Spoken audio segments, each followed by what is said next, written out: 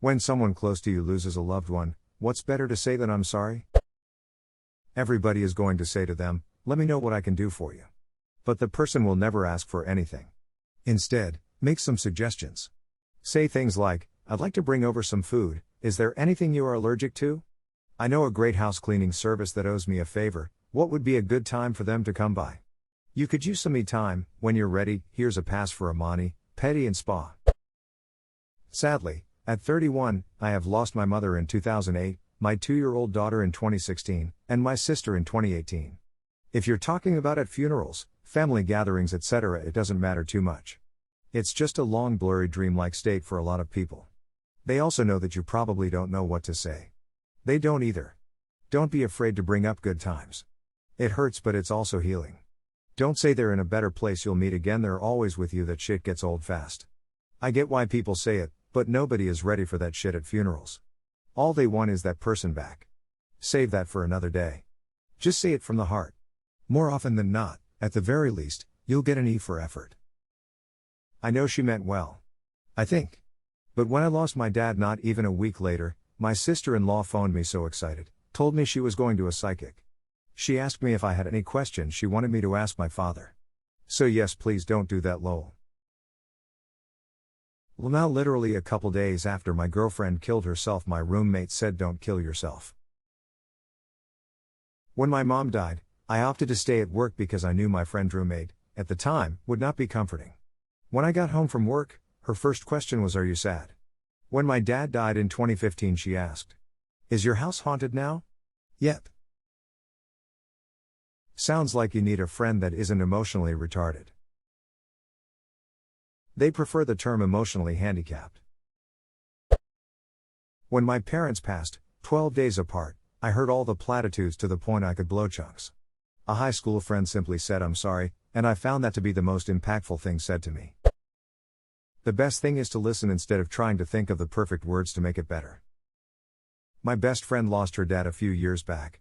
I just said, I'm not going to say anything because it will sound stupid and pointless, and just sat with her.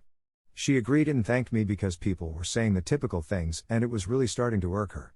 Told her my phone was on and she could call me anytime. Some people hate this, and it's understandable, but the most comforting thing I was told after losing my dad was, it's just going to suck for a while. After tolerating mountains of, I'm so sorry, I know how you feel, God is watching over him now, blah blah blah blah etc., I thought I was going to snap all over again. A dear friend held me close and told me, it's just going to suck for a while. Life will suck for a while, but it's going to pass, come back, pass, and come back again over and over. It'll never stop entirely hurting. I cried harder than I had since he was diagnosed, but they were tears of relief and release. Her words still comfort me almost 3 years later, but I know for a fact not everyone would appreciate it. I suppose those words are just good if you know your loved one has a disdain for repetitive pleasantries and religious explanations. I was hoping someone would post this. When my brother died unexpectedly at 16, we not only got to deal with rumors, there had been an undiagnosed health condition, but a teen dies suddenly and questions run rampant, but all the traditional nice sentiments. A dear friend held my hand and said, this just royally ducking sucks. And it did. Still does. I once told a coworker who always used strong language, to stay a tough bitch, and she actually smiled. I guess I broke the monotonous string of I'm sorry, and said something that she herself might have said. Sometimes saying nothing at all and just sitting near them in silence so that they know they aren't alone is better than saying anything. When my younger brother died in a car accident about 10 years ago, one of our friends camped at my house for a week or more, and I hope he knows how much it meant to me and how much he helped me just by being there. Being alone during that time was the absolute worst. Please tell him what that meant to you. I faced this yesterday. My partner found out his friend he'd known for over 10 years passed unexpectedly. I continued to say I'm sorry, but I also scratched and massaged his head, his favorite thing, and mostly stayed quiet. Sometimes you just need someone there. Offer to bring them food. One of the more difficult things to do during the initial stages of mourning is to eat properly. The closer the mourner is to the deceased, the harder that is, because a series of important decisions have to be made in great haste, such as organ donation and funeral arrangements and memorial services. The rest of life doesn't slow down in the meantime. Then there's the will, or the lack of one, and the quest for important documents. There's going through personal belongings and arranging an estate sale. The less organized the deceased was, the more daunting that gets. Wedding rings and rare childhood photos turn up among unopened mail. Long dormant storage lockers contain a pile of garbage with a valuable vintage science fiction collection in the corner. Then, as often as not, there's at least one relative who tries to steal an inheritance, while another is an overgrown child who tries to make the funeral all about themselves. It's exhausting. Tangible assistance is often sorely needed, and home-cooked food is the safest option because it's one of the things that falls by the wayside during that crush. I used to be a part of a smallish women's FB group that had members all over the country. One woman's husband died unexpectedly. She was left with 4 kids and no idea what to do. A couple other group members were experienced in grief management and organized a response from the group. We took turns ordering meal deliveries, household staples delivery, house cleaning service, stuff to keep the smaller children occupied, etc. When she was able to talk about it, she mentioned that the deliveries of necessities were a lifesaver because who cares about buying toilet paper when you're grappling with a severe loss? I never would have thought of that, so I'm glad I learned from those women. Don't say I know how you feel. You don't. Everyone processes grief in a different way. You might have had the exact same loss in the exact same way, but your process is different from theirs. Don't assume you know what they're feeling. A year after my father passed away, my aunt called my mom to commiserate on the loss. My aunt was very emotional, and said, "Well, you know, it's been a year." After she got off the phone, my mom angrily said, "Yeah, and next year it will be 2, and the year after that will be 3. My aunt wanted to mark the occasion, and my mom didn't want to be reminded. And my process was different than my brother's. And his was different than my sister's. Just be there for each other. Seconding this. I've written before about my experience. A former friend repeatedly said to me, "I just don't understand how you're taking this so well after I found out my father died and I was too in shock to react in the moment."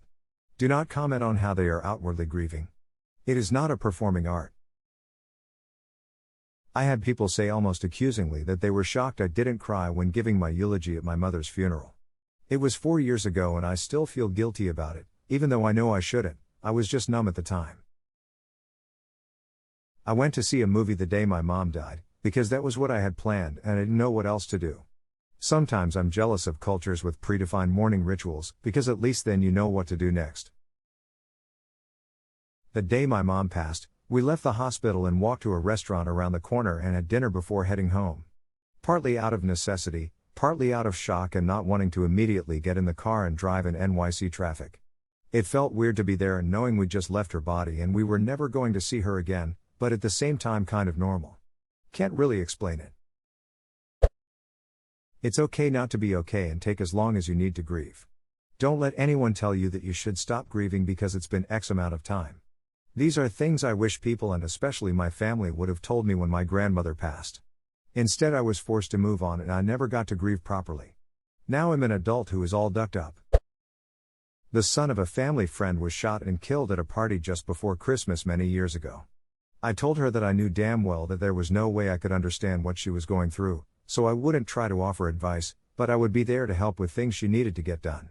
Over the following couple days, I drove her around town, such as to and from the police station and to make arrangements for his body. She later told me that meant more to her than anything anyone else had said to her. She was sick of hearing him so sorry or platitudes about what a great guy he was, and said that me treating her semi-normally, I wouldn't crack lame jokes to lighten the mood like I normally would, and just being there to help without all the bullshit condolences was what helped her the most those few days. One of my friends lost her dad a year ago. I lost mine 3 years ago. I went up to her and just hugged her, giving her a note. The note said, "You are allowed to be sad for as long as you need. Just remember to not be sad forever. Your dad would love to see you smile and be happy." She still has that note and it's pinned to her desk.